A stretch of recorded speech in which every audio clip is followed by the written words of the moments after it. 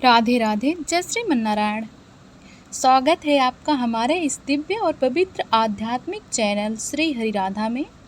आज हम एक ऐसी एकादशी की बात करेंगे जो न केवल सारे पापों का नाश करती है बल्कि जीवात्मा को मोक्ष की ओर अग्रसर करती है। हम बात कर रहे हैं कामिका एकादशी व्रत की। श्रावण मास के कृष्ण पक्ष की एकादशी को कामिका एकादशी कहा जाता है। यह व्रत श्री हरि विष्णु की कृपा प्राप्त करने का श्रेष्ठ माध्यम है।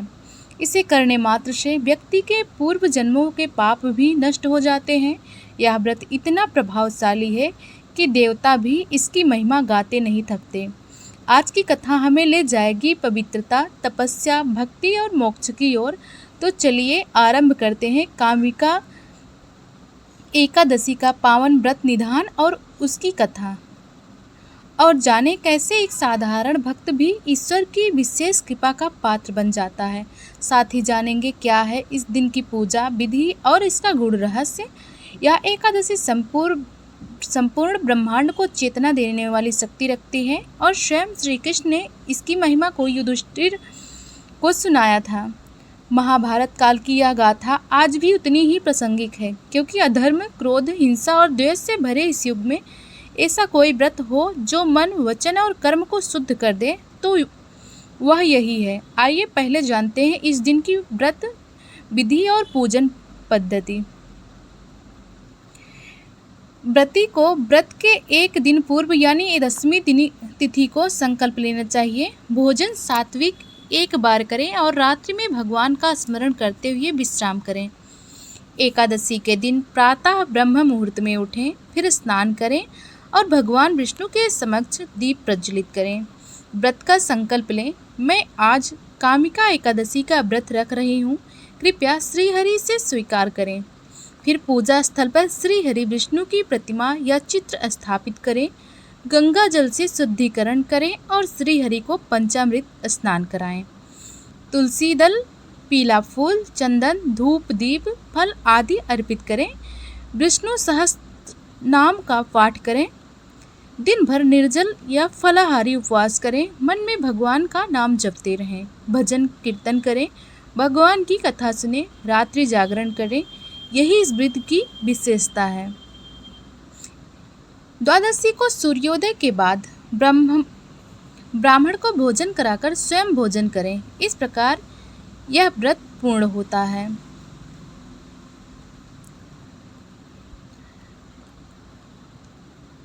बहुत समय पहले की बात है। एक गांव में एक क्षत्रिय रहता था। एक दिन रास्ते में उसकी किसी बात पर एक ब्राह्मण से कहासुनी हो गई। बात बढ़ी और क्षत्रिय ने आवेश में आकर ब्राह्मण को धक्का दे दिया। दुर्भाग्यवश ब्राह्मण गिरा और उसकी मृत्यु हो गई। घटना के कुछ ही समय बाद क्षत्रिय को अपने किए पर पछतावा हुआ। उसने ब्राह्मण के अंतिम संस्कार की जिम्मेदारी ली और गांव के लोगों से क्षमा भी मांगी, लेकिन गांव के पंडित ने साफ मना कर दिया। उन्होंने कहा, तुम पर ब्रह्महत्या का दोष है। जब तक तुम इसका प्रायश्चित नहीं करोगे, हम कोई धार्मिक कार्य में शामिल नहीं होंगे। अब क्षत्रिय परेशान था। उसने बार बार विनती की कि उसे कोई उपाय बताया जाए जिससे वह इस पाप से मुक्त हो सके। पंडित ने उसे सलाह दी, अगर तुम सच्चे मन से सावन के कृष्ण पक्ष की एकादशी यानी कामिका एकादशी का व्रत रखो, भगवान विष्णु की पूजा करो, ब्राह्मणों को भोजन कराओ और दान दो, तो तुम अपने अपराध से मुक्त हो सकते हो। क्षत्रिय ने बिना देर किए व्रत की तैयारी शुरू की। उसने पूरे नियमों के साथ उपवास रखा, भगवान विष्णु की पूजा की, तुलसी अर्पित की और रात भर जागरण किया। उसी रात उसे स्वप्न में भगवान विष्णु के दर्शन हुए। उन्होंने मुस्कुराकर कहा, तुमने सच्चे मन से प्रायश्चित किया है। तुम्हारे पुण्य कर्मों और भक्ति से मैं प्रसन्न हूँ। अब तुम ब्रह्म हत्या के पाप से मुक्त हो चुके हो। सुबह जब क्षत्रिय उठा, उसका मन शांत और हल्का था। गांव के लोग भी उसकी तपस्या से प्रभावित हुए और उसे फिर से स्वीकार कर लिया। कहा जाता है कि उसी दिन से कामिका एकादशी का व्रत विशेष पुण्यदायी माना जाने लगा। इस व्रत की कथा केवल सुनने भर से ही यज्ञ के बराबर पुण्य मिलता है और अगर सच्चे मन से किया जाए तो पाप भी धुल जाते हैं। दूसरी कथा है एक ब्राह्मण और एक तपस्वी की। बहुत प्राचीन समय की बात है। एक पवित्र वन में एक तपस्वी ब्राह्मण रहा करता था। उसका मन सदा ईश्वर की भक्ति में रमा रहता। वह रोज अपने गांव में धर्म की बातें करता, सत्संग करता और लोगों को प्रेरित करता।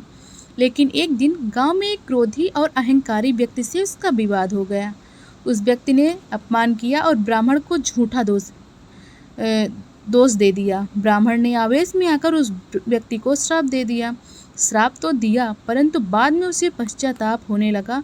वह सोचने लगा, मैंने अपने तप से अर्जुन पुण्य को क्रोध में नष्ट कर दिया। मैंने अपने अर्जित पुण्य को क्रोध में नष्ट कर दिया। फिर वह ब्रह्मलोक में गया, एक ऋषि के पास पहुंचा और अपनी गलती बताई। ऋषि बोले, वत्स, तुमने धर्म से विचलन किया है, पर उसका प्रायश्चित भी है। श्रावण मास में कामिका एकादशी व्रत करो, यह व्रत सब पापों का नाश करती है। ब्राह्मण ने श्रद्धा से व्रत किया। उसने रात्रि जागरण किया, हरि नाम का जप किया और तुलसी दल अर्पण किया। तभी विष्णु लोक से दिव्य प्रकाश उतरा। श्री हरि ने स्वयं दर्शन दिए। उन्होंने कहा, तुम्हारा व्रत सफल हुआ वत्स, तुम्हारा पाप नष्ट हुआ। क्रोध का पाप भी यदि यह व्रत कर लिया जाए तो जल जाता है।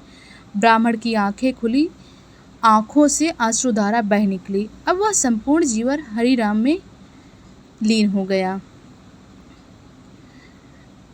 एक अहंकारी राजा जिसने यह व्रत करके राज्य का उद्धार किया। एक निर्धन ग्वाले की कथा जिसने केवल तुलसी अर्पित की और उसका भाग्य बदल गया। शिव और पार्वती का सम्मान जिसमें शिव जी ने पार्वती जी को इस व्रत की महिमा सुनाई। इस व्रत को करने से सभी पाप नष्ट हो जाते हैं, पितरों को तृप्ति मिलती है। जिनके घर में अशांति हो यह व्रत करे, शांति आएगी। यह व्रत ब्रह्महत्या, शराब सेवन, चोरी जैसे पापों को भी भस्म करता है। इसमें पूर्वजों की आत्मा को मोक्ष मिलता है।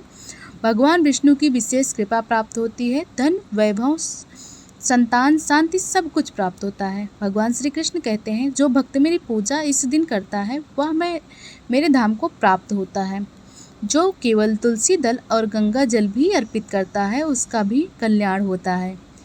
प्यारे भक्तों, कामिका एकादशी व्रत केवल एक व्रत नहीं, एक आध्यात्मिक यात्रा है। यह हमें संयम, क्षमा, प्रेम और भक्ति की ओर ले जाती है। कामिका एकादशी में किए गए कोई भी शुभ कार्य अक्षय फल देता है। इसलिए हम सभी को भी चाहिए कि इस दिन पूरी श्रद्धा से व्रत करें। अपने परिवार में भी इस व्रत का प्रचार करें। ईश्वर के निकट जाने के मार्ग में यह व्रत सोपान है। आइए इस कामिका एकादशी पर हम भी एक व्रती बने। मन, वाणी और कर्म से शुद्ध होकर हरि नाम का स्मरण करें। अंत में श्री हरि विष्णु से यही प्रार्थना करें, हे प्रभु, हमें सत्कर्म, सत्संग और भक्ति में स्थिरता दो। हमें क्षमा, प्रेम और सेवा का भाव दो। हमें मोक्ष की ओर ले चलो। इसी प्रार्थना के साथ आज हम की यह कथा यही विराम देते हैं। यदि आपको यह कथा भावपूर्ण लगी हो तो कृपया वीडियो को लाइक करें, हमारे चैनल को सब्सक्राइब करें और घंटी जरूर दबाएं। नीचे कमेंट में लिखिए जय श्री हरि विष्णु और इस कथा को अपने परिजनों और भक्तों और मित्रों तक जरूर पहुंचाएं।